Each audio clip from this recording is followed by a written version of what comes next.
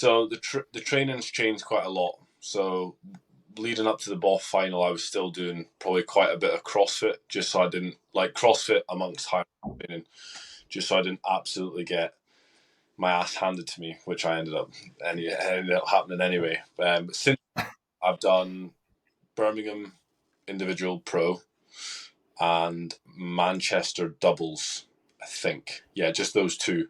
So since BOF finals, I've been doing like a lot more. Actually, just zone 2, mate, which is what I need. More aerobic base, like, and a lot more running as well. Because coming from a CrossFit background, the stations are, for me, have always been fairly easy. They're quite good, especially like the weighted ones, like the sled pull and stuff like that, and lunges, like things like that. I've always felt like I breezed through them. But the runs let me down on my last individual race. They just weren't quick enough. So I've been working a lot on that, and my splits have went down from like a 4:15 to like a 3:50. So like a huge improvement, like a massive jump just from doing like slower running, basically. Yeah, cool. So I was going to say, how have you found those events then? Like, has there been anything different apart from the running? Have you, do you feel yourself every time you do an event, you're sort of getting better, or is it just depends your build up to that specific one, or is it just like a constant at the moment? It's just because you're quite, I guess, newish into it. Yeah. Every single one, you're just getting better and better. Is that what's happening at the moment? I mean, overall time's got better. Certain elements have not improved. I think on my last race, I tried a new technique on like the burpees, for example, and it didn't play out for me. My burpees were like a really bad station. So I'll just go back to like how I would normally do them. Also, as well, I've actually learned to pace the stations a little bit better. So maybe my times from my first race, although not like way slower, have just been like a little bit slower, just because I've reined it in a little bit, so that when I go on to the following run, I'm not absolutely smoked. I think my first race when I did it, I think I did like the sledge push, and like it was either just shy of 2 minutes or just over. Like it was very quick. I think I had like the second fastest sled push over the whole weekend, and it was my first race. But I remember coming off the sledge and just being like, oh my God, I can't run. My leg full of lag. I was like, what has happened?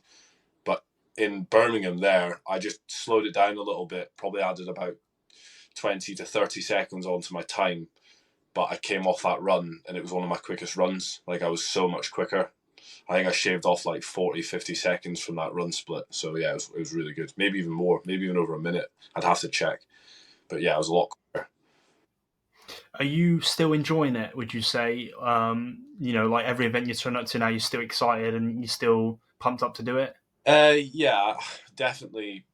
I am enjoying it, definitely. What I would say is like I've done a lot of races this year, so I'm kind of like, yeah, I'm ready to have a little bit of time off before starting again next year. I unfortunately had to cancel my race in London just to work requirements, so I was supposed to be racing this weekend, and I'm also moving house next year, so I was supposed to be doing Manchester at the start of this year. But actually, although those circumstances were unforeseeable, it's probably played out quite well for me as an individual, because it means I've got a little bit of time off. I can refocus, like really focus on the training and the build up, and just not feeling burnt out. Because although the races are great, there's a lot to a race, isn't there? Like you have to travel, find a hotel, stay the night. Like it's a bit of a process. So it's going to be nice to take a little bit of time off and really dial in the training and get ready for the next one. Yeah, I feel like you get that sort of like competition fatigue Yeah. after a while, and sometimes you just want to train, as odd as that sounds, but actually feeling like you're prepared for the events rather than just doing them back to back, it feels slightly different. Yeah. Way. Uh, yeah, and I think, at least in my experience, is kind of like I don't want to go into an event half cooked or 80%. I want to enjoy the experience, right? And that to me is getting there, the night before, going through the whole like having breakfast, like just the whole experience. If I'm like tired and I'm rushing to get there, and I'm like, it's not the same. And I think the more of these events you do, the more you realize it's about the experience really than it is about the actual event itself sometimes. Yeah. Um, But I was going to mention, because you just said something then about the burpees and about your training. Has anything significantly changed, in towards your training? You mentioned there about reducing your run times, or sorry, your station times, in order to make sure you're still keeping the pace on the runs. Is there anything else you've changed in your training recently that's made a big difference? Yeah, more just like HYROX specific, like focusing on, because it's so easy in training to like to do an exercise. So for example, if I'm doing a HYROX specific workout, going into a specific station, and just blasting through it, but actually focusing on how I'm feeling and looking at my heart rate, making sure I'm staying within a zone so that I know when I come off that, I'm going to be okay. Like, it's so easy to just blow out and hit zone 5, like go way past threshold, and then you're trying to like gain it back, and it's just not happening. So being more aware of how I'm feeling, and also using obviously a bit of technology to aid that as well. But yeah, other than that, mate, like the sessions are longer for HYROX. It's basically just like CrossFit, but longer and less skill. That's what it feels like to me, with more running as well, of course. Yeah, brilliant, mate. I want to get. I guess that's kind of put us up to date with your specific work. I want to get really tactical now in terms of like maybe helping other people, and I'd like to know, first off, I want to go through the breakdown of the whole HYROX process with yourself about how to maximize your efficiency in each of these parts. So let's start with the run. You just mentioned then about pacing yourself for the longevity of the event. We know it's like an hour long or maybe an hour and a half if you're probably less so trained. Yeah, Um, what heart rate am I looking for? You just mentioned then having the technologies that identify when you're maybe creeping up into that zone 5. yeah. Talk to me a bit about that. So that's in training. When it comes to race, it's inevitable that zone 5 is just going to be where you're living for a bit.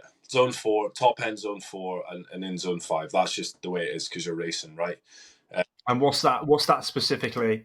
Do you know the percentages, or is it just dependent on the person? But yeah, like so 90 to 100. So I would say, I mean, you don't want to be getting any close to 100% heart rate, but like low 90% max heart rate, um, and like high 80s. That's pretty much what it's like for the whole race.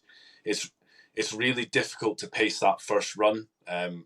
For me, I find it quite easily, but I know a lot of athletes struggle with pacing that first run because you're in that tunnel, the video's playing, the music's going, and everyone just goes out like a bat out of hell, like it's crazy. So I do quite well to rein that in. I think on my last race, I came on the skier like 6th or 7th in my heat, just because I was like, I'm not getting caught in other people's races. So that's key. First run, like just hold back a bit. In terms of splits, you're kind of looking for like a 5K split plus 15 seconds, like to 20 seconds. I would say for your average of the whole race, that would be a good number to try and hit. Do the ski erg. I pace that as well. Like I mean, you'll know as well. Like a 1.550 or a 1.52 is not. Yeah, yeah. Before we get to that, and I don't want to cut you off because I know you're in the flow now. So two metrics then you're going to need then if you're getting into this. First off, you need to know your max heart rate, obviously, because how are you going to work out your zones otherwise? So that's pretty critical that you work that out some way. Best way to do that, was it like a 10-minute best effort test, something like that on a erg or something? Yeah, I mean, you could find it out by Garmin telling you what your, like, do a workout, wear your Garmin or whatever watch you use, and it'll tell you, well, that this is your new max heart rate. That's fine. Yeah, and a 10-minute test would be a good way to do that. Yeah, 10-minute test, or Or you could do the whole 220 minus your age, which is is for what it is pretty accurate yeah, actually. it's So that yeah, that's what I mean, and that's the first one. And the second one you mentioned something there was your 5K race pace, yeah. and again you're going to want to do a good best effort 5K, so you know what that 5K race pace is, because a lot of your pacing when it comes to training and even the event will determine on that pace. So it's a good benchmark just to have for yourself. Right, so we've worked out that now. We're going on to the ski erg. What sort of metrics do I need to use on that in order to make sure I'm pacing it correctly? So if I'm about a 1.3, like 1.30s for a 2K, I'd like add on probably like, yeah, 15 again 15 to 20 seconds onto my split, just so I'm not fatiguing. Is that per 500 per meters? 500 meters. Yeah. So Yeah. Okay. So on the ergs, basically most metrics on there is worked out on per 500 meters because that's just kind of a standard numbers that's on the screen. So when he says 2K, basically that's four lots of the 500, which is the average of his time. So you drop in 15 seconds off that split per 500 yeah, meters. And again, this might be basic to most people, but some people might not have a clue about holding what they're looking at on the screen, what numbers and stuff. yeah, So yeah, that's actually probably a good benchmark. 15, 20 seconds off your 2K best effort time per 500 meter split. yeah. What about your resistance on the fan? And do you set a drag factor in training? I used to like really hone in on that, mate. But most of the time, I'll just go up to an erg and just put it at 6. That's just like my go-to. That's what I'm used to. That's what feels best. So yeah, just quickly go in and put it at 6. Same on the race. That's the first thing I'll do. It's quite good now because you can change the damper as much as you want within a race. But it used to be that you had to run up, change it, and then that was it, locked in. But I always just change it at the start anyway. Put it at 6, and then I'm good to go. Brilliant. So you're kind of pacing yourself a little bit on the ski erg. Are you checking your heart rate, or are you just sticking to your pace on the screen? I just sticking to the number. I know the number I have to hit. So anywhere between a 148 and a 152. I'm, Yeah. And what about when you're rowing then? Because obviously it's only a kilometre. Do you go fast and like short strokes? You know what I mean? Like quite quick rate per minute? Or do you do like long, slow? Because it's always interesting. The meters and calves are slightly different. Whereas I feel like with meters, doing longer actually, it's kind of a little bit better. But when you're trying to get calories up, I feel like going quicker, it almost gets them up on the screen quicker. I don't know if that's an actual thing or is it might be in my head. I, But how do you play that? I saw a post recently. It's funny you should mention that about someone spoke about like rowing stroke rate on a HYROX event. What I would say is like the next few stations are pretty leggy. So you've got lunges, wall balls to do, farmers carry as well, not too bad. But yeah, the lunges and wall balls like really leggy portion of the race, and that follows the row. So my advice is not doing like big, strong, hard pulls from your legs because they'll just not feel great. So actually, maybe just speeding it up a little bit and just not putting as much power through the rower and keeping that power curve like a more constant rather than up and down.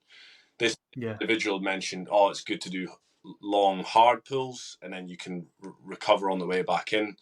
For me, I personally don't think that's like the best option. I would keep it like not putting as much wattage through per stroke and maybe just speed it up a little bit just so you're not blowing your. Interesting.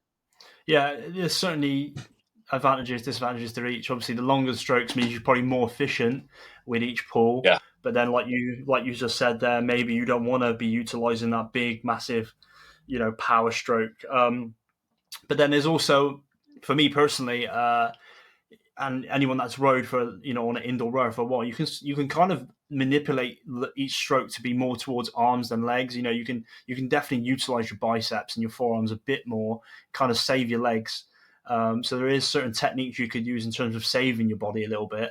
I'm conscious we missed out two stages there, which are probably the worst ones. Oh yeah. The the sleds, yeah. So let's start on the sled push, mate. So I've come in, I've done my skier, I've gone back out for my second lap. I'm probably a little bit more controlled now on this second run Yeah. because I've actually my heart rate is probably up where it should be now. So I've gone, oh shit, I've gone too quick. I get onto the sled. How do you normally tackle that? Do you have a little break halfway through? So we're talking 12.5 meters, right? Yeah. So 12.5 meters times 4 to make your. Yeah. The first time I did it, like just went all out, unbroken. I was looking around me like no one's touching me on this, and they didn't, which is I probably lost about 5 places on the subsequent run. So this time I went into it with way more pacing. So I just, like you say, split it in half. 5 to 6 breaths, like between starting again. So half a length, 5, 6 breaths, and then off you go again. And yeah, and just kept it like that. And I felt like, like the difference in how I felt coming off that, like just from taking those breaks was like unreal. If you think you can do the sledges unbroken, fine. But what I would say is like the best in the world are breaking it up, and if it's good enough for them, it's good enough for me. Yeah. Yeah, and we will go on to training specifics in a minute. I just want to keep to the event at the moment. But like you just said there, if the best are doing it, there must be a reason for that. Yeah, So how about the sled pull then? And equally, before we get to that, I guess we go like, do you run any different off the sled push? Do you start off slow, like sort of like shake yourself out, or are you just straight back on it? What would you? yeah. My legs obviously still felt a little bit heavier going into like the rock zone, but because I paced it so well, it wore off quite quick. And like I say, after that sled push, that was one of my fastest runs. Like I just felt like so much better. So yeah, probably like the first 15, 20 meters, like I was trying to shake the legs out a bit, and then I was off and I felt fine. Like I felt really in control going into the sled push. The sled pull. Yeah. So what about the sled pull then? Is there any specific technique you're using? Are you doing like, I mean, over arm over arm, or are you sort of like stepping back? so I had a bit of a mare on the sled pull. It wasn't a good station for me on that last race. It took me like 5 minutes, but I think every course is different, and the sled pulls felt. And I know Aaron mentioned it as well on the sled pull on his podcast at that race that the sled just didn't want to move. When I go in, I do the two hands squatting technique, like take the strain and then just walk back. I noticed some people drop the rope and then walk forward. I just kind of like shimmy along the rope and walk forward. I just think it saves your back a bit, like, and your hammies from bending down, picking up. It's like the way I like link it is like, when you do like a barbell workout in CrossFit, sometimes changing the plates is just as hard as doing the actual activity. You're like up Yeah. weights, your back's blowing out. So yeah, I just think like I'm not doing that. I'm just going to stand up tall and keep flushed out and just shimmy along the rope. Yeah, and I do the full length unbroken just because it's a slower event anyway. And then I'll take like a walk across or like a slow jog before I start the next length again. Okay. And you're literally just holding and walking back, shimmying down, holding, walking back. So have you tried doing the whole, put hand over hand? Was it just too heavy? Yeah, I can like maybe towards like the last like few meters where the rope's a bit shorter. I can maybe like finish off with a pull. I could probably pull the full thing hand over hand, but I just don't think it'd be a good idea. Like It's not the most efficient way. yeah, your heart rate will just go way high. Yeah. Yeah. So okay. So then next one to the row. We've already kind of discussed that, which is similar to the skier. 15, 20 seconds off your 500. Burpees, missed the burpees. Yeah, Oh right. Yes, you're right. Sorry, the burpees, burpees. which is the most fun for most people. And you mentioned then that you changed your strategy. What's your two methods then? Let's go with your normal one. I saw like a few people, and I trialed it in training, which was like a jump into like a squat and then come down, it just helps with like the accuracy because the judges are so hot on your hands having to go to your feet for the next rep. So if you squat down, it just means you're kind of crunched down and you can place your hands closer to the feet. But what happened was I noticed my quads just blew up. Like they just went then they went so quick. So the other method is like jump and stand up tall and then like bend down rather than squat down to place your hands for the next rep, which is for me is way better. I've figured out the hard way. So yeah, I Yeah. like the two methods. Yeah, and I think I've seen what you're on about, and I've never tried it, but I always imagine it's restricting your airflow, uh, and I would want to get a little bit taller to get some air in, and to be honest, that's one of the stations where you really can't breathe very well. Yeah. So if anything, I'd rather lose some time doing it the other way and just have some oxygen. Um, over the long haul, it's probably going to work out better. How do you do your feet? Do you step in, step out? Like, what's your procedure there? So as I come up from chest and thighs on the floor, I'll step in and then 2 foot jump, 2 foot landing, obviously as you have to, and then I jump the feet back rather than step back. So I'll jump the feet back into the burpee, but step up into this as Yeah, yeah. You certainly can cover more ground by stepping into it. When you stand up, I feel like you're definitely getting closer to your hands. Yeah. With a step, and also it's less taxing than jumping up. Cool, like that. Do you just do them unbroken? Like just keep, do you stop halfway? Like What's with that one? I think if I do them probably the way I would like I've done in simulations, without squatting, I can do like a full. If it's what is it, 80 meters in it or 100 meters? Hmm. 80 meters. I, 80 meters. I would do the first 40 unbroken, and then maybe split the latter 40 into two halves. But in Birmingham, mate, it just did not happen. Like, oh man, I was breaking a lot, lying down, not wanting to stand up. It took me a while. Like, Yeah, it's kind of one of those mental challenges as well. The old burpees, because your mind's like thinking you're in a lot of pain at that point. So we've done the burpees, we've done the row. What's next? Lunges, farmers, farmers carry, and I guess that's pretty much rip and grip, right? Just sort of that pick them up, move as fast as possible, but safely. that's it. Yeah, That's one. not much technique to that one. Go on. That's one station that I improved on, was the farmers. I think my first race I did, I broke it, and then on that one, I just like I. It was good because I had someone to race this time. Like, I think I was leading my heat, and the guy behind me, he wasn't far behind, and I saw him coming. So I was like, I'm not putting these down, and it's fine. Like, you can hold a 2:32s for that length of time.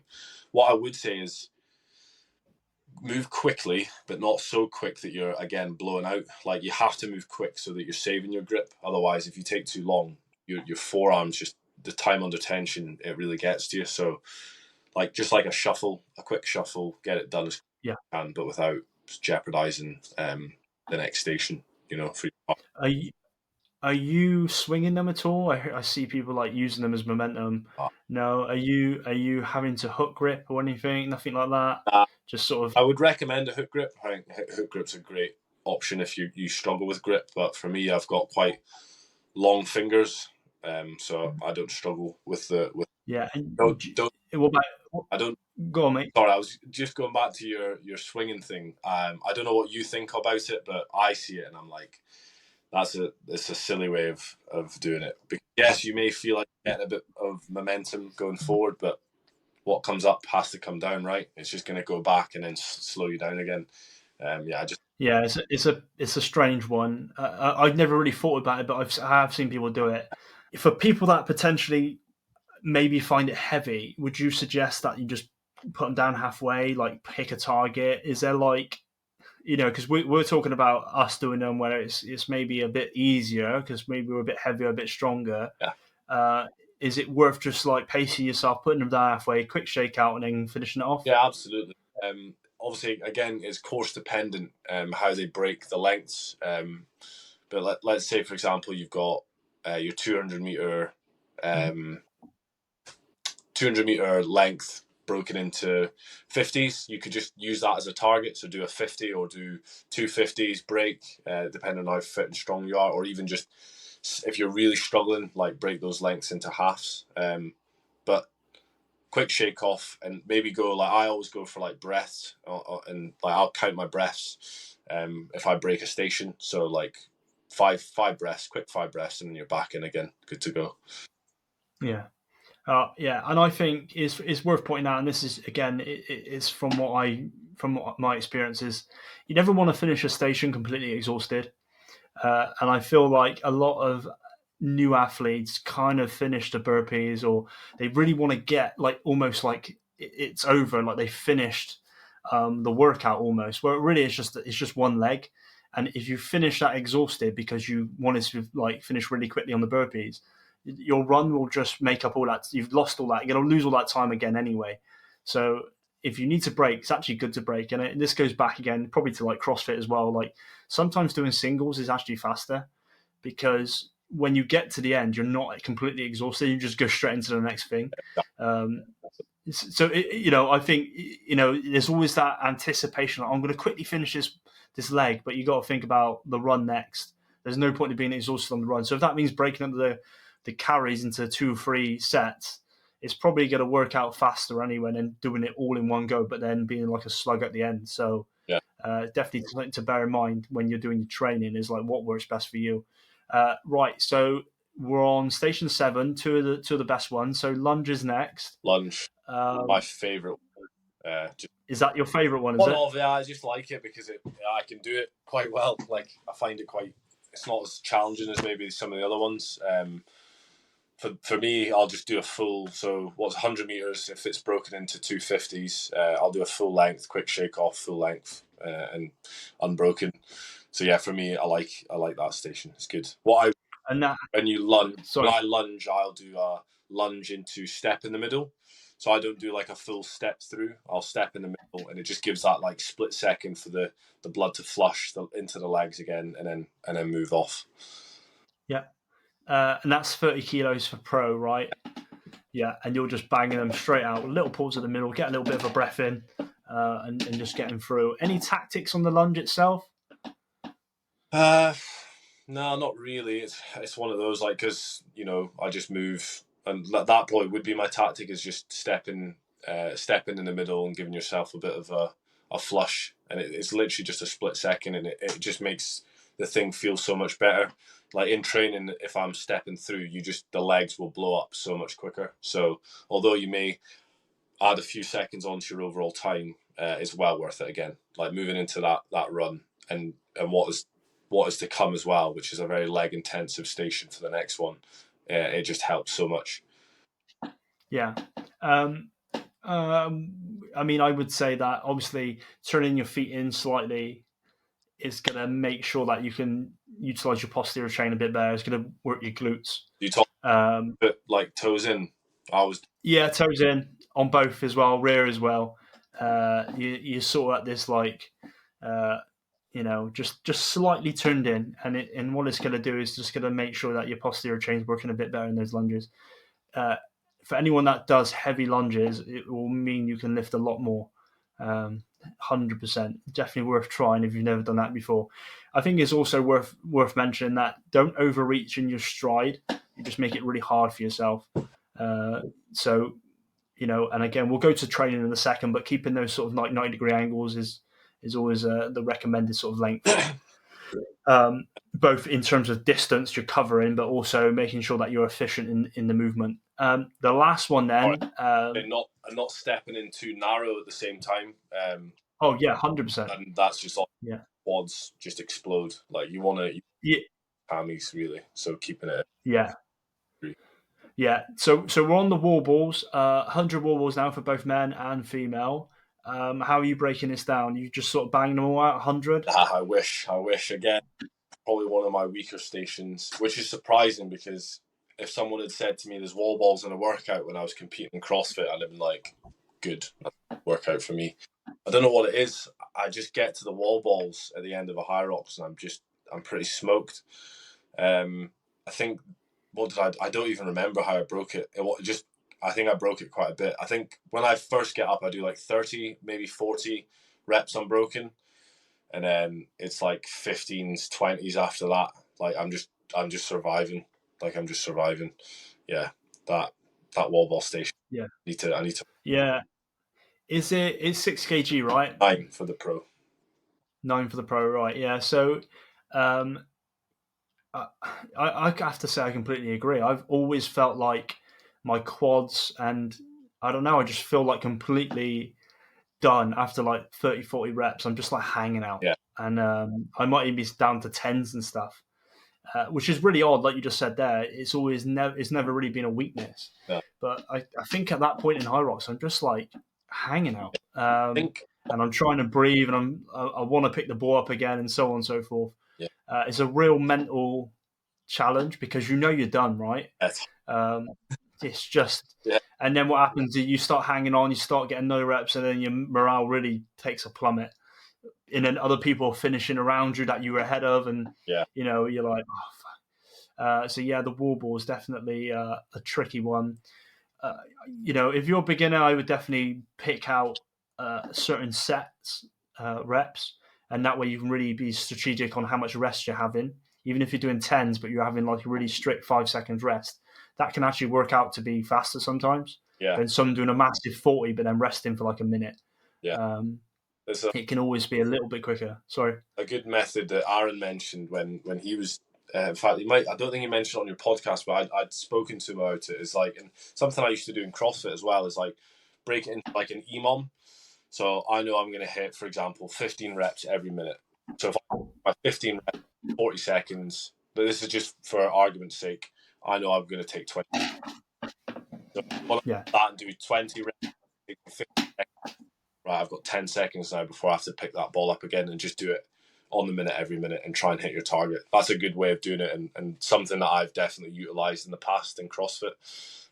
Yeah. But yeah, I think if it's funny if they'd switched the lunge station with the farmer's carry, I feel like the wall balls would be a lot nicer. It's coming off lunge, mate, into those wall balls, like your legs just are blown up. Yeah, I actually think you're right because I'm always sort of like I'm getting a bit crampy at that point, Yeah, and the wall balls are just like quads to me. But uh, mate, that's mega, and I think that's pretty much covers everything. Um, is there anything we've missed? What about equipment? Do you wear gloves? Do you wear knee sleeves? Like, is there anything you suggest? no, no, not gloves or knee sleeves or anything like that. I mean, by all means, if gloves is something that people want to wear for like the rope climb, then why not? What I would say is trainers, mate. That's a big one, isn't it? People don't realize how much of an advantage you get on trainers. And the thing with HYROX, you have to be quite clever in your trainer selection because you're not just running. You need a trainer that's going to be suitable for the stations as well. So my first race, I raced in Nike Zoom Fly 5s, which are fine, like good trainers, but they just weren't really stable on some of the stations. They were good for the running, but not great on the stations. I've since switched to Alpha Flies, which for me, although they're not amazing on the station, they are a little bit more stable. Just for me, I find that. And in terms of the running, mate, like the running is just unbelievable. Like the difference in how I feel alphas to any other. Yeah, I would definitely recommend if you're serious about HYROX, then buy a pair of carbon plated trainers because it'll just give you that little advantage. So what's the main parameters and characteristics I'm looking for in a shoe? Then you just mentioned then sort of like stability, Yeah, and do you mean like in the movements like the lunges and the wall balls and things like that? Is that what we're on about? yeah. Mainly that they're the two probably that you really notice it are the lunges and the wall balls. Okay, and then we want carbon fiber for that like spring when we're sort of running. Yeah, Is there and you want the last thing you mentioned there was like grip for the sled. yeah, So they're the three like sort of main things we kind of need. Is that right? yeah, definitely. Yeah, 100%. And although the trainers I've picked probably don't hit all three of those, they're so good on the run that you kind of get away with it a bit. So yeah, finding an all-round trainer that works for you and, like you say, hits those three metrics. There is a new pair of trainers that Nike have released that are pretty good. The Zoom Fly 6s, just for anyone who's maybe thinking about buying a pair of trainers for HYROX, I would recommend them. They're pretty good, and they are, like you say, they kind of hit all three of those things and attributes.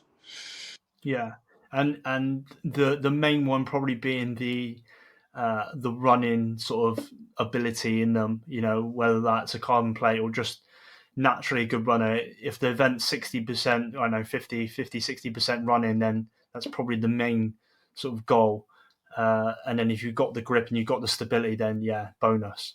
How much we sort of talking with these Zoom sixes? Is that what you said? Yeah, Zoom, so like Nike sort of mid-range trainer, and I think they retail at about 150. So they're pretty expensive, but not nowhere near in terms of like their top range trainers. So yeah, they're Yeah. like sort of middle range trainer, 150. Are they? I've noticed that a lot of trainers now are like competition shoes where you're not really meant to train in them. Are they? Do they fall in that category? So that's why No. they're quite good. They're kind of like in the middle, so you can train in them as well. They're not full comp trainers. They're way more robust than for the likes like the Alpha or the Vaporfly. That if you're racing them too much or training them too much, sorry, they'll fall apart. Zoom Fly 5s are a bit more robust, which is good. Or Zoom Fly 6s, should I say? Oh, brilliant. Okay, so that I think we've covered pretty much everything in terms of the event and getting ready for it. Yeah, I want to just dial in a little bit about the training now specifically, and it's more about whether people are doing the right things in training. Um, so take me through. Now you're pretty high level, right? So it might look different for other people. I don't know your thoughts on that. Maybe it'd be structured the same, just the volume and intensity would be maybe slightly reduced. But how does it look? What does your day look like in terms of how long you're training for? Like, is it 2 hours? Are you doing 2 sessions a day? And what is the components of that training session? Are you starting with like aerobic? Are you doing like strength? Like, give me the blocks in terms of like the real meat of what you're doing, and then let's go and dial into like what do those components look like? Could you do that? Yeah. So it fluctuates with me. I suppose I do kind of go through blocks of training, whereby my volume is less, but I'll focus on something that's maybe not quite as specific as HYROX itself. So let's say timelines. Let's say 3 to 4 months out, like I'll probably be if I had a date 3 to 4 months away, I'd be focusing on probably more strengthy stuff and you know, 1 or 2 runs a week, and then maybe like one HYROX specific session a week.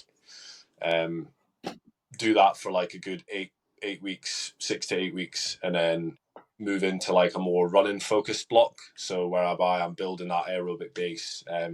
So in terms of like a week, that's where the volume would start to go up, just so I can fit it in. Still doing strength, but maybe reducing it to maybe like 1 to 2 a week, sort of maintenance. And then three to four runs a week with two HYROX, 2 to 3 HYROX specific sessions a week. So day to day, that's probably going to take about an hour and a half to 2 hours. And then as I get really close to the event, like 4 weeks out, that's when I'll switch into like a full competition prep phase where I'm still doing a fair bit of running, but I'm doing like a lot more like compromised running, like working on the stations, like doing long, hard sessions where I'm mixing, like I'm blending everything together. And Yeah. like strength stuff, I'm not even really that fussed. Like I wouldn't do like maybe like one a week if I can be bothered, because I just know that it's not that important. I've built that. Like I've got 4 weeks now to really dial in the other stuff. So that's like the outline of, like, I don't know what you call it, the mesocycles of the bigger picture. Yeah. When you say HYROX specific session, what do you mean? Like a simulation? Is that sort of thing? Is it? It could be, or like not necessarily. Like it could just be like some erg work mixed with some of the stations. Even I call like even now like CrossFit type workouts like HYROX specific, because they are still like CrossFit, but maybe just without less skill. So like things like rowing into dumbbell snatch into burpees. This is all stuff that's going to help with HYROX. And it's just longer, right? The sessions are longer. You mentioned as well about 4 runs. What do you mean with, like, are they just long runs? Like, are they different? You said something like that. So running, probably maybe like one compromised running session a week. So I'm doing something like really leg intensive into a run, a couple zone 2 runs, and then maybe more like an interval run session or like a thresholdy session. But yeah, more zone 2 would probably take up the majority of volume on that. Yeah. Yeah. All right. Well, tell me what your strength session looks like then. Tell me what that would look like in your, let's say, in the first meso, in your sort of like pre 4 week training. How's your strength sessions look then? What we doing for these strength sessions? Probably quite similar to what like you would typically see in like a CrossFit strength session, some like back squats. I still like to do Olympic lifting. Like I'll probably never not do Olympic lifting. I think it's such a great way of building strength and rate force development. So I'll like start with my heavy compound lift. So I'm doing like a squat session, and then I'll maybe do like higher reps, less percentage Olympic liftings, whether it be squat clean or power clean. And then maybe link one of those movements into like a short, sharp conditioning workout. Yeah, kind of. Yeah. Yeah. So what does your rep and percentages look like on the back squat? It just depends. Like it depends. What I did recently is I followed. I don't know if you've ever heard of it, the Russian squat cycle. So in my strength block leading up to a high race, I was squatting 3 times a week because I was so far out from race. So I was like, that's fine. I can focus now on squatting. So that was like 6x2s predominantly, 6x3, 6x2, 6x4, and it just builds up like that. But mostly like heavyweight, low reps. And you mentioned the power clean, squat clean. You said the reduced rate, reduced percentages. What percentages? What? Yeah, so if I'm doing like a 6x2 at like a head percentage, say like any plus or whatever, then the squat cleans I'd maybe just do like higher reps at like say like 70 to 75% of like my 1 RM. Any reason why that range? Mate, no, not really. And that's the thing with my training. Sometimes there is no rhyme or reason. It's just how I've trained for years, and it's sometimes I do things because I enjoy them, which probably isn't always the best answer. If you're looking for like the magic pill for people to go out and maybe trial it, I don't know if that's the right answer, but that's how I like to train. So Yeah. that's What on your? Sorry to be a bit tactical here. What's your like rest on the squats? Are you taking like 3 minutes? yeah, Yeah. doing strength, real strength stuff. It's 2.5 Yeah. plus, like at Uh, minimum half 3 minutes plus. Yeah. And then you're doing like 10, 15, 20 minute sort of, the standard sort of Metcon Yeah, blast at the end. like with some lifts in it, something like that. Yeah, just to build like a bit of like strength endurance or whatever. Yeah. Yeah. Brilliant. And the next day, let's say it's one of your running sessions, let's say intervals for what would your interval training look like? Well, I've got a good example. I like for example 800s. I think that's quite a good like interval session because it's just shy of that 1K mark, and you're like super maximal on race day pace, which is good, and really working in that like sort of lactic zones, so zone 4. So yeah, like say for example, I did like 800s, and then maybe like finish off. Sometimes I'll do like a set of hundreds and then finish off with like a 2K at the end where I'm just like reduce pace a bit just to like hold out like under fatigue at a reduced pace. What's your sort of rest between your 800s? Um, Anywhere between 40 depends on pace, right? So anywhere between 45 and like a minute and a half. If I'm really Oh, so quite short. yeah, pretty short. Yeah, if I'm really hammering it, like I'll rest like a minute and a half. But for those maybe like a bit newer to running, like go for longer. That's fine. I think I've got to a place now where I can flush out pretty quick, and my heart rate recovery is a lot better than what it used to be. And I think I put that down probably just to like all the zone 2 training I've been doing. Yeah. Yeah, And that's a sort of 2-to-1 work to rest ratio, which is quite intense actually. And obviously you're doing over 5K of intervals there. That's quite a lot. yeah, yeah. Um, are you checking your heart rate for this? Are you like what's your plan on each interval? Are you doing it for a certain time based on a 2K or 5K race pace, or are you doing it purely on heart rate? Not heart rate for those. It'll be like speed, hold of speed. So if I'm doing it on the track, it'll be like I'll be looking at how quickly my K splits are on my watch. Sometimes I'll do treadmill sessions. So I'll just set like the speed. So I know on this one I have to do 17 kilometer per hour, and I'll just hold that, and I won't come off it. Yeah, Yeah. Is that treadmill at work, right? yeah, just Or in your garage? belt treadmill. Yeah. I'll jump on the curve runner just to spice things up a bit because they suck, and I think Yeah. they're a great way to get good musculoskeletal adaptation, not just aerobic. Like your legs will get strong at running if you run on a curve mill, right? Oh yeah, sure, certainly. Yeah, it's definitely a lot more posterior involved. Are you on a flat treadmill? Are you putting any resistance in the incline or something like that? Not usually. Don't get me wrong. I'm probably not running on a treadmill that often anymore. So when I do it, I'll just do it like flat, and just go faster. Most Is there? Sorry, mate. Is there any associated warm up drills that you're doing? Are you doing any plyos? Are you doing any strides? Are you doing any like sort of stuff prior to the actual intervals, like to work on that like speed? Yeah, Uh, is there anything like that going down? yeah. Yeah. Like running, big on running drills. So I'll always jog first and then switch into like double leg, plyometric-y type running drills, and then I'll switch to single leg just to really load those tendons, the Achilles tendon, just get it primed and ready. And again, like probably just increase your rate of force development, so your running economy increases. Yeah. Huge. Is that like pogo sort of A Yeah, drills, B drills, high yeah. skips? Okay. do you ever incorporate any like hurdles or agility training, any sort of boxes or anything like that getting involved? Not really, not like specifically. Like if I'm doing like box jumps and stuff, it's usually in like a metcon. But I wouldn't say I like set aside like like agility and quickness session or a plyometric session. Not really. Sometimes I'll maybe do like a concurrent session where I go from a lift into like a max effort broad jump or something, but that's about as far as it goes, to be honest.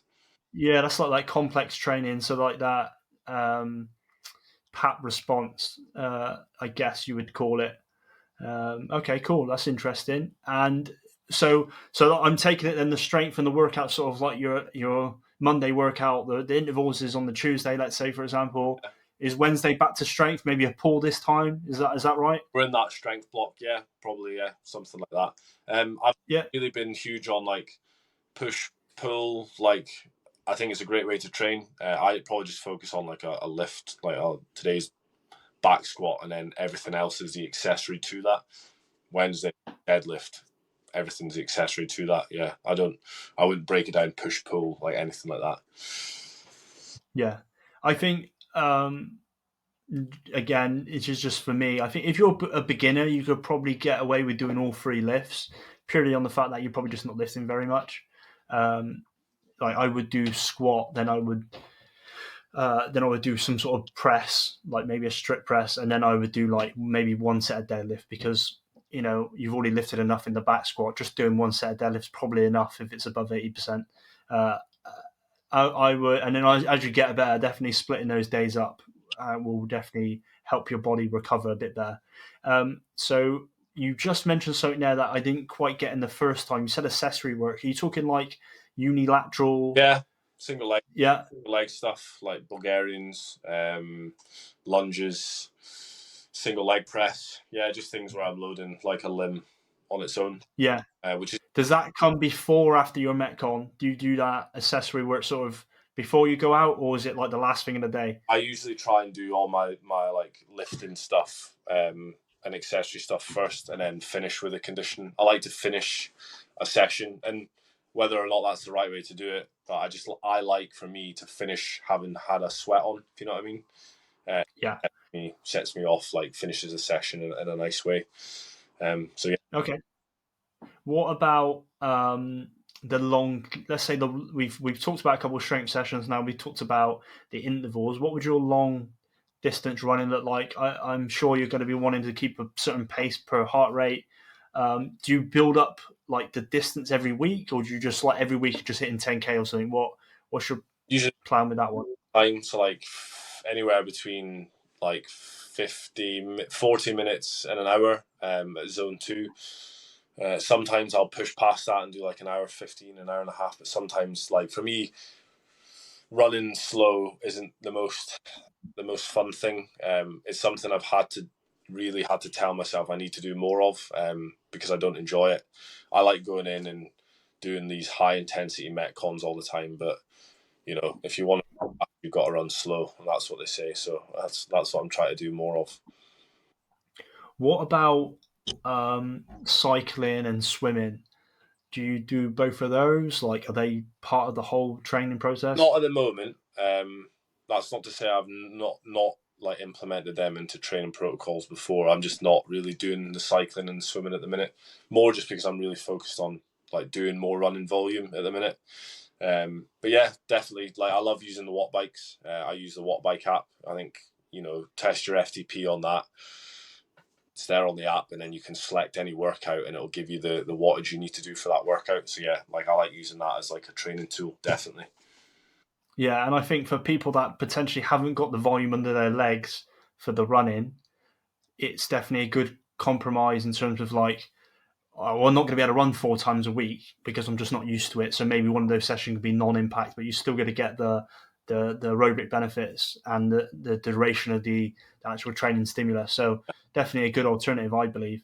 I was going to mention about rest days because we've reeled off a few sessions now. Are you resting like once a week, twice a week? Is there what? How does that look like? Again, that's like dependent on the block. Yeah, so like I normally rest once a week. Sometimes I'll rest twice a week. Just depends. And sometimes I just go off feel. Like if I don't feel good, if I've had like a hard session the next day, I feel trashed. I'll either go like active recovery or full rest. But yeah, at least once a week. I've always been quite big on rest days. I think you see some athletes that just train through like constant. I wonder how much adaptations they're missing out from actually just not doing anything. I think rest is super important. Yeah, and as you're progressing through this training program, let's say it's 12 weeks, and obviously you mentioned at the start the sort of overview. I can see you sort of like sharpening the sword, if you like, to be coming into that like final 2 weeks, 1 week, like actual like HYROX specific like testing. Um, how would you structure that sort of? Do you do a final HYROX practice run? Like, does it go all the way to that point, like the week before? Like, how do you normally get to the point where you're like, okay, I'm pretty much there now, and then I'm going to go into my taper week? Um, I'm to be honest with you, I'm on simulation. And it's the same. I mean, I remember we spoke about this for CrossFit as well. Like competition workouts come up, and I'm just like, I'll just do it on the day. Fuck it. Like I'm not. The thing for me is like if I'll do a sim, which I have like I think I've done a couple sims out with racers. If I don't perform well on that sim, I then worry about how that's going to affect my head game on the day. So like I just trust the process, trust in my training. I'll know like when the split times are coming down on workouts. If I've got a couple workouts I like to do as like benchmarks, as it were, rather than actual sims. So if I'm like, well, I did that benchmark a bit quicker this time, or I was holding quicker splits on that portion, then I'm like, yeah, I know I'm good to go now. Okay, well, take me through your benchmarks then. Give me one of them. Yeah, I've got one where it's like a 40-minute AMRAP, so 40 minutes, and it's basically just all the it's kind of like a sim, but not quite. So 40-minute AMRAP, but you take off 20% of each station and run. So it'll be like an 800-meter run into an 800-meter ski, 800-meter run into 80% off 50 meters. What's that? Quick math: 40-meter push, and so on and so on. Mm. Yeah, so like Okay. so like that, mate, and like AMRAP 40, and like how far I can get through it. Yeah, Yeah. that's my benchmark. Amazing. I'm gonna finish with one last question, mate, and it's about your nutrition. Um, Nice. Has that changed recently? We spoke about it last time about you having supplements during the event. What does that look like off season? Like not off season, but in your 12-week built up. Are you just eating? Because Aaron's quite, to be honest, and he's quite loose with his diet, as he said, Mhm. and he's kind of just eating, everything and anything. And obviously, the less processed, the better. But are you a bit more strict? What does yours look like? Yeah, I mean, I'm maybe similar to Aaron, where I'm not like I don't hyper focus on nutrition. But my days probably do look quite similar. In the morning I'll have oats, like granola and yogurt for my breakfast. Usually like at like 10 o'clock in the morning, so I like fast up until 10, just because I'm not ready to eat by that point. Lunch, literally, mate, like is either I'll go to the cookhouse and pick a meat option and some good veg and carbs, or I'll go to Tesco and get like some pasta or something, and then tea time again is just like whatever we've cooked for dinner. So like whether it be salmon or chicken or whatever, and then we'll have it with veg and carbs as well. So yeah, nothing special. But what I will say is I'm a big fan of cereal. So like I'll eat my dinner. I feel like I my calories in the evening. I like to go to bed on like a full stomach. Yeah, Amazing. Yeah. I'll punch in like a couple bowls of cereal before bed. Just yeah. I was going to actually ask, do you ever have like a dessert day, like a blowout meal or anything? Have you got a go to? I wouldn't say I've got a go to. Like if like I'm pretty chill. Like if me and the family go out and we do an activity for the day and we know that the food's not going to be great, I don't care. I'll just punch it in, mate. Like cows is cows, right? Like Yeah. I used to sweat the nutrition stuff like in my early to mid 20s. I was so like meal prep, like I was lean, like I really focused on it. But now that I'm getting older, I just don't care as much. Like Yeah. do a bit more. What about alcohol? You have a drink now and again? Well, I've got a collection, but currently it's not getting touched. I probably haven't had like a drink, like a proper drink in maybe like even this year, mate. To be honest, Yeah. while. So yeah, I've not really been drinking at all.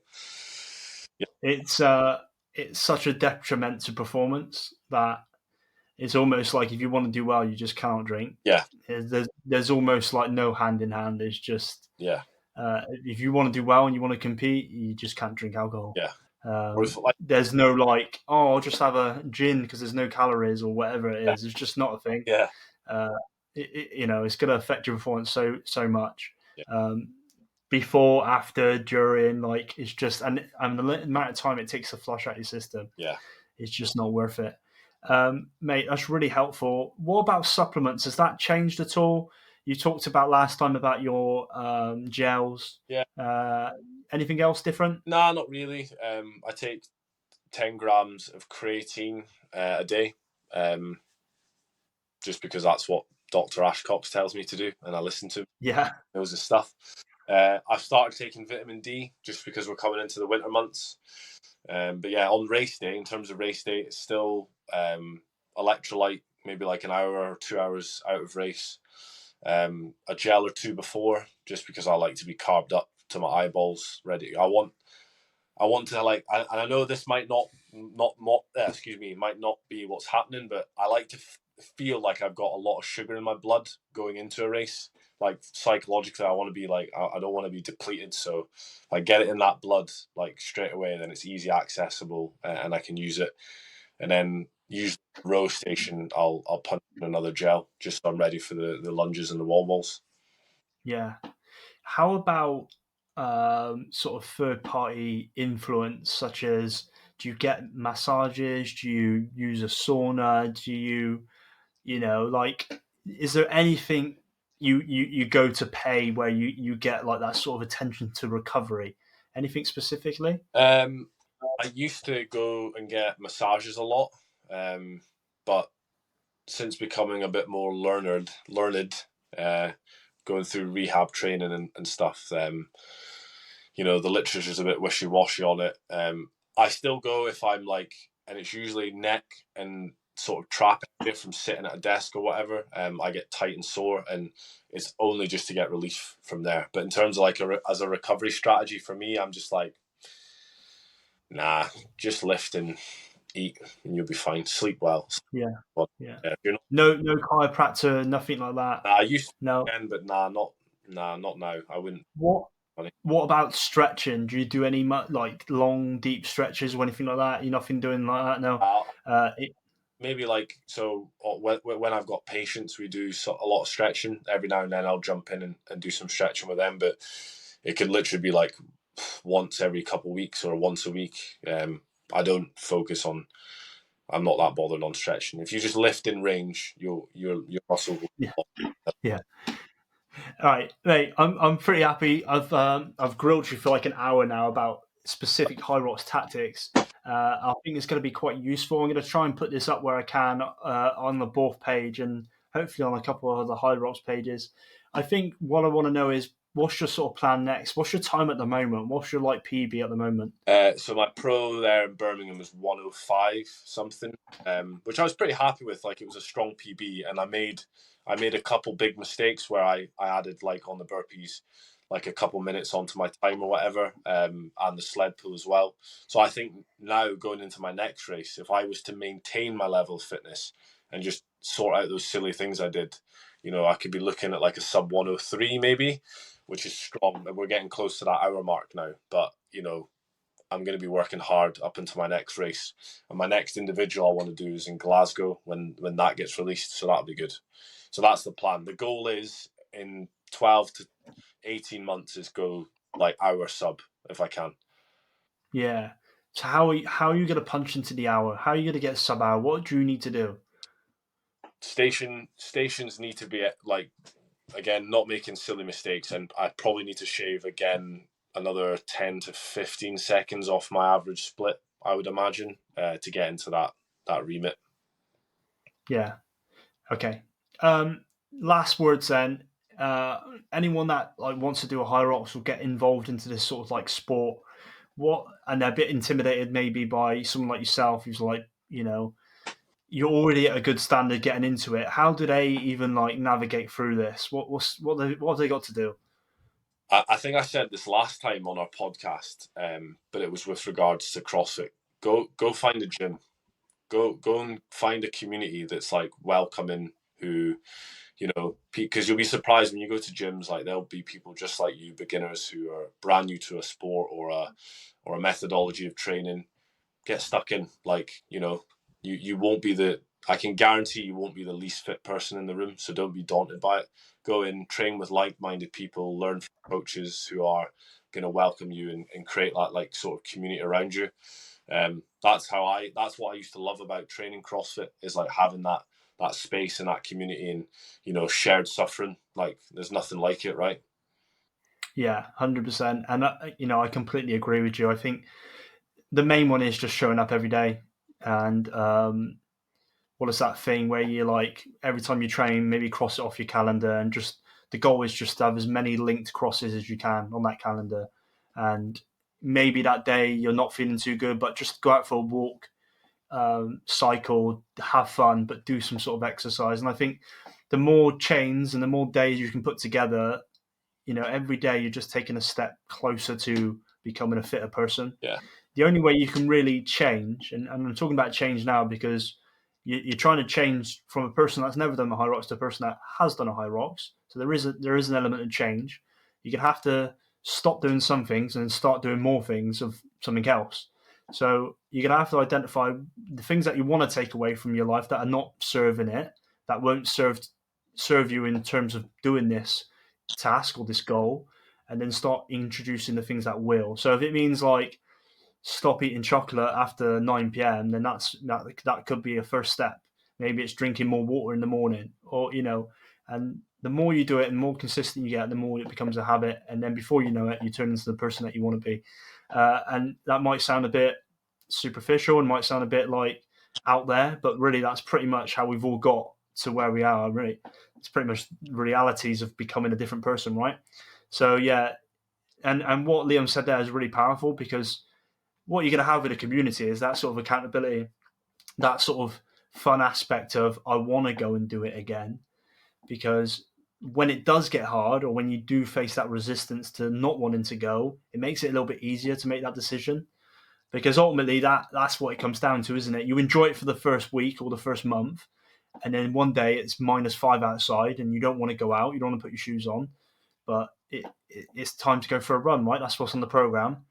And if you've got someone there going with you, or if you've got someone there looking at your results, maybe it's a coach, maybe that's your accountability partner, that's going to help you get there faster. And it's going to make sure that you maintain that consistency over a longer period of time. That's just my experience from it. Would you agree with that? Yeah, no, totally, mate. Yeah, absolutely. Yeah. I think maybe something that I didn't mention is like, I was very fortunate in and maybe you had similar experiences with being in the militaries. I had like mentors, someone who I could like latch onto and learn from them and sort of get. So like for me, I and you know him as well, like my good friend Craig Punton. Like, I remember walking into a gym and seeing this guy like swinging off a pull-up bar and thinking, like, what is that? And he was like, well, why didn't you come and do a workout? And it just grew from there. And like having that mentorship, someone to learn from and seeing what they do, like it helps. So like, and it goes back to what I said with being in a gym. Like you may find someone that is like that, who motivates you to train just because, you have that sort of that relationship with them. So yeah, definitely. We can Amazing. bar like success or whatever to someone else in some way, shape, or form. That's what. Yeah. So put that goal down, write what you want to do, and just figure out how you're going to do it.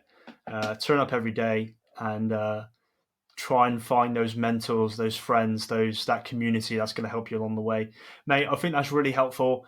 Really appreciate you taking the time, mate, and hopefully we can have a round 3 next year when you're sub hour, and you can tell me how you've changed all your training just to get that the sub 60 minutes. Yeah.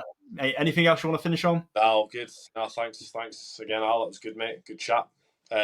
Good chat. Yeah, You don't say again? get my name wrong next time on your Oh right, yeah. Apologies for that, mate. I thought you were brothers anyway. So, uh, yeah.